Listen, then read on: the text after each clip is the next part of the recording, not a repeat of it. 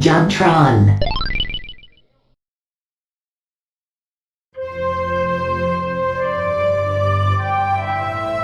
Ah, what perfection. What a beautiful day, wouldn't you say, Rockington?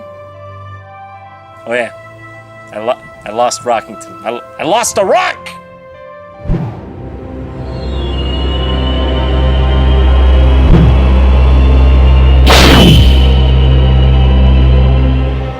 Well, I do believe I've forgotten why I'm standing here. I guess I'll go back inside.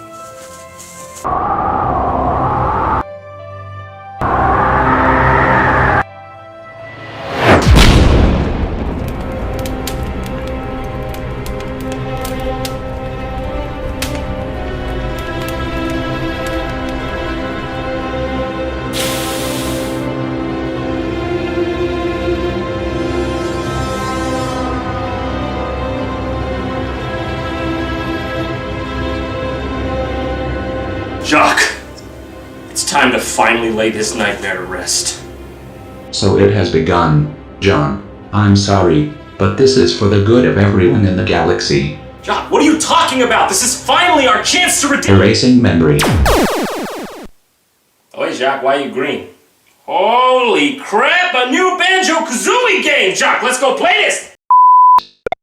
Now, Jacques, I know you weren't around when the Banjo-Kazooie games were popular, but I'm telling you, this is a huge day for me. I'm omnipresent.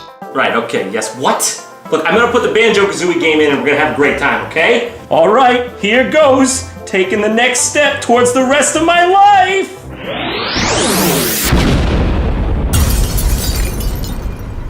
Yeah, okay, yeah, okay, yeah, okay! Jacques, why did you do that?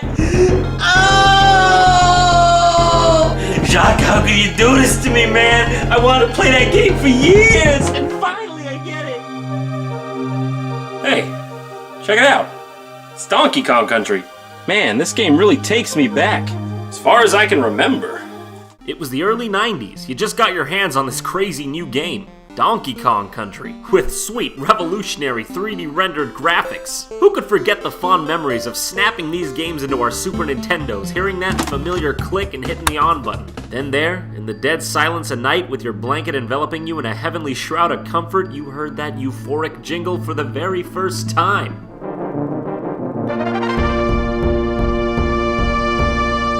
From that moment on, it was clear. It was obvious. It went without saying. You didn't play Rareware, you lived them. Enter a golden era of video games unlike anything the world had ever seen. Stunning new graphics, new ways to play, and a race to see who could make the best looking and most game-changing software. It was truly the Wild West, and leading the helm was Rareware. In their early days, they were known for such games as Battletoads and Wizards and Warriors. But they didn't hit critical acclaim until they became a second-party developer for Nintendo and rocked the world with their Donkey Kong Country line of games. Gaming would never again be the same. It was no longer about your high score, it was about the adventure! And Rare knew this. They knew it better than the rest of us. And that's when things got crazy. Donkey Kong Country 2, Diddy's Kong Quest, and Donkey Kong Country 3, Dixie Kong's Double Trouble, Diddy Kong Racing, Blast Corps, Killer Instinct, GoldenEye 007, Donkey Kong 64, Perfect Donkey Kong is my friend, oh my god! Oh, so many good games! That's the thing that was so, seriously, no pun intended, rare about Rareware, is that they were like the Beatles of video games. They could take on seemingly any genre of gaming and set the bar while they were at it. Their lineup from the early 90s to the year 2000 was something I can only describe as, it's sublime, it's godlike, it's good. But we're forgetting someone, aren't we? Aren't we? That's right, you didn't think I could possibly overlook Banjo-Kazooie, did you? I mean, look at the title of the video. I was probably gonna mention it. What's so great about Banjo-Kazooie, you ask, huh? Well, I'm just not even sure I could put it into words, but I sure as hell can try. Ever just looked across a misty shoreline, gazed over beyond the horizon, and said to yourself, what if? There you go. Do you need further explanation? Do you need clarity? Do you need clarity? Every single part of the game was packed to the brim with originality and content. Sure, it was a collectathon, if you will, but I still don't get why this is considered a derogatory thing when referring to games. Yes, it is a game where you collect things, but the game is built around it, so it's fine. Each collectible is ingeniously hidden within different parts of the level, and the best part about finding them is you have to survey the landscape and locate them by the seat of your own wit. There's no waypoints, okay? It's not like, Bravo team, Bear and Bird, meet us at Alpha Point! There's none of that. And of course, it must be said that Banjo-Kazooie had a freaking awesome sequel called Banjo-Tooie. It's pretty dang rare. Well, there it is again. When you're graced with a sequel of that quality and size. But then, something terrible happened. A misstep on the stairway to glory. In the year 2002, Rareware in its entirety was purchased by Microsoft Corporation. They started making games like Grab by the Ghoulies, Perfect Dark Zero, and Cameo, Elements of Power. And it's fuzzy, but I could swear that I remember something else. Something far more sinister. Well, if we can't play the new one, Jock, then I guess we might as well just play the old one. It's the next best thing. Ugh.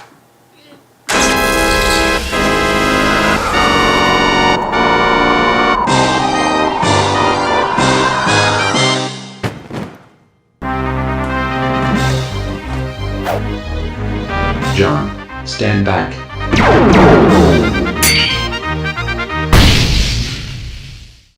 And that's how you skin a cat. Bird, I don't care, let's play the game already.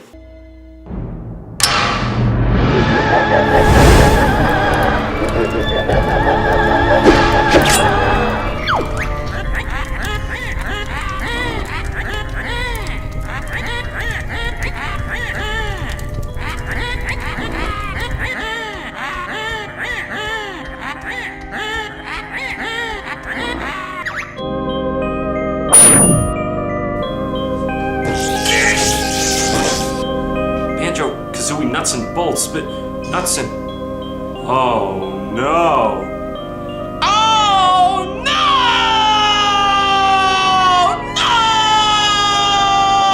No! Shock, I'm sorry, man!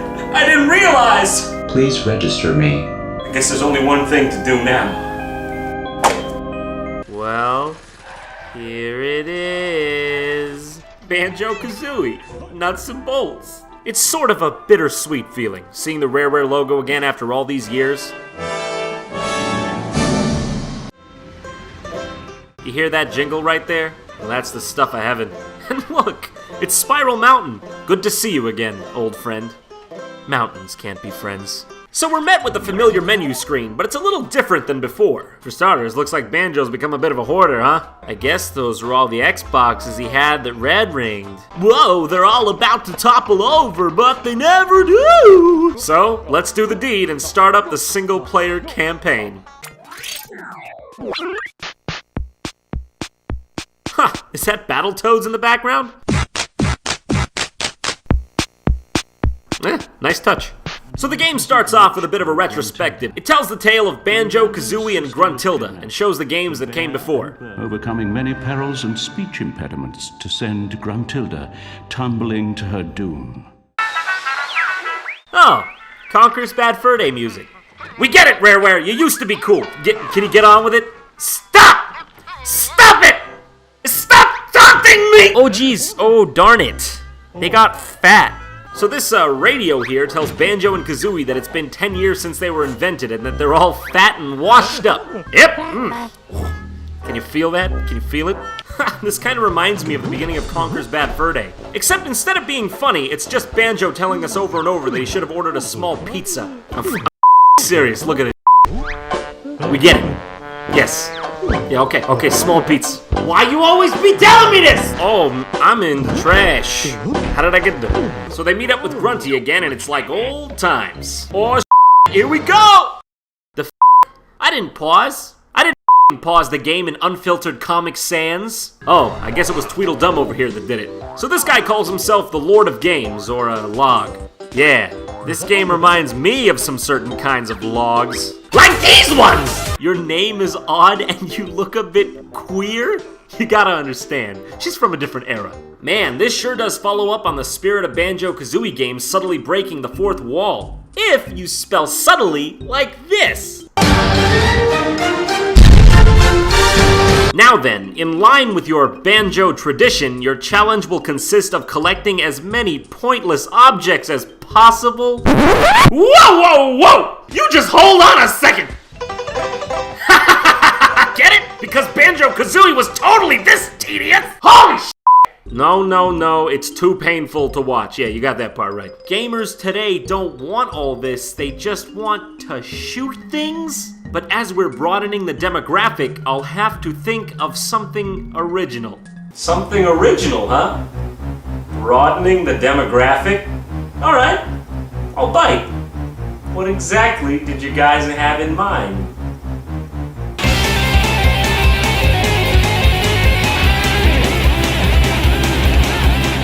Cars? Cars? Cars! And I, holy shit, will always love you. I can't believe you did this to me, god damn it, how could you do this to me? I can sit here and be shoveled all day, but no one can tell me that anyone, anywhere thought this was an okay thing to do.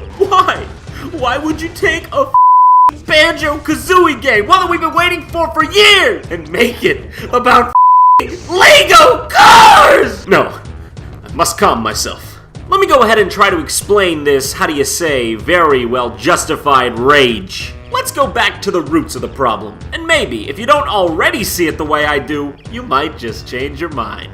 Flashback to the year 2000. You just beat Banjo-Tooie and you hear Gruntilda say those beautiful words. You just wait until Banjo 3. Flash forward to late 2006. 6 whole years after the release of Banjo-Tooie, fans of the series were graced with something wonderful to hold on to. Something that made the coming years look brighter than ever. A real, next-gen Banjo-Kazooie game! Our secret wishes were finally realized. We were once again privileged to experience that lost genre of video gaming's adolescence. A new, big-budget 3D platforming game! Banjo's coming back, baby, and we were happier than ever. Only, do you see anything wrong here? I don't know about you, but I don't see any cars! Or boats! Or planes! All I see is the promise of something so beautiful. Excuse me, it's so beautiful. Oh god, I can't stand to look at it anymore. So here we are at Showdown Town. Great, looks more like a bad custom Counter-Strike map. Oh good, I get to move around finally. Oh good, a tutorial on car parts. Oh, you know you're doing something wrong with your game if the first 3 hours isn't menus. Good, just make a car. I don't even want to kill myself right now. This is a sin. This is a true sin. An ultimate crime against the entire gaming community. I mean, what if after Super Mario World, Nintendo came out with a teaser trailer for Super Mario 64, and upon release day, you were greeted with Mario City Simulator! And then you turned on the game and Shigeru Miyamoto's Ghost comes out and it's like, oh, who likes the old Mario games, am I right? BRB! Make a Legend of Zelda Modern Warfare! So pretty much, there are level gates all around, almost exactly like Mario Sunshine. Like I said, pretty much exactly. What do I do? No, seriously, what do I do? No, seriously, what do I do? No, I'm serious! Ladies and gentlemen, I've plucked a whale from the ocean and he sounds like a seal.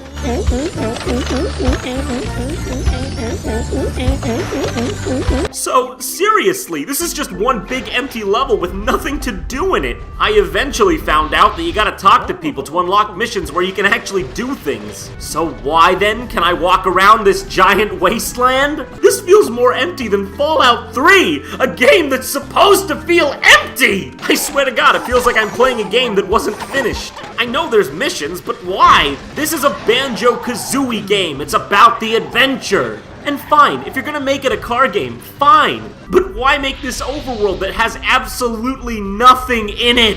Let me guess, is it perchance because the last games had overworlds that had things in them? Is that why? If you're trying to live on your predecessor's success, that's fine. But you can't change the game mechanics and still keep the old level design! That makes no sense! But I'll tell you what does make a little bit of sense to me. Now, I can't prove it, and I haven't read anything confirming it, but consider this the intuition of a seasoned veteran of the early video game industry. Based on this old trailer and these barren levels, it would seem to me that Banjo-Kazooie Nuts and Bolts was actually going to be Banjo 3 at some point. Like I said, I can't prove it, but it would make this all makes sense. And you know what? If they had gone through with it, I bet it would have been a decently good game. I mean, I don't know if it would have lived up to the originals, but the assets are all here. The graphics are pretty appealing, everything is stylized, and Banjo actually controls pretty satisfyingly on the ground. And I'm not kidding, the atmosphere in some places is actually pretty fantastic. The real part of the game is boring. I don't even care. Do you care? Do you yeah, I don't care. Maybe I can end the game early by killing Gruntilda while she's in the open! Get it! Get it! Kick her ass! Seriously, this ain't funny anymore. This is now called JonTron. Even though you may not believe this, I hate the fact that I have to hate this game. In an era where developers are piss scared to take a tiptoe outside the proverbial box, it's actually nice to see something with a hint of originality. But this is not the way to do it. This should have been called Tip Top Nuts and Bolts. Why slap Banjo Kazooie on this? I respect the idea, but come on guys, you're better than this. F you. I'm sorry, that was out of line. I can't do this anymore. I don't care if I have to sit here forever.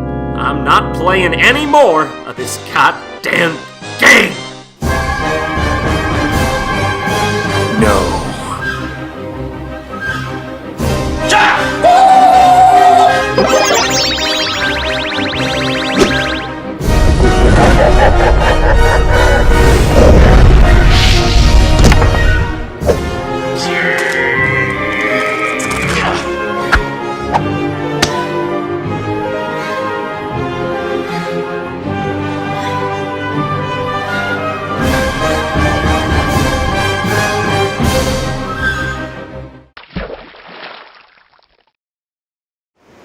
I did it! I saved the world!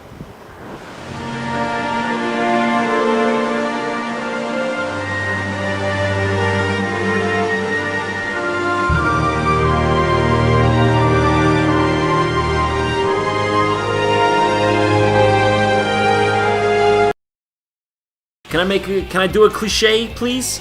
I couldn't do it without you guys, so thanks for continuing to watch and support my show. Special thanks to Captain Hosedick Jose Dieck for select CGI sequences, special thanks to Shane Gill for all disc pixel art, and of course another special thanks to George Graham for all the help you've given me, buddy.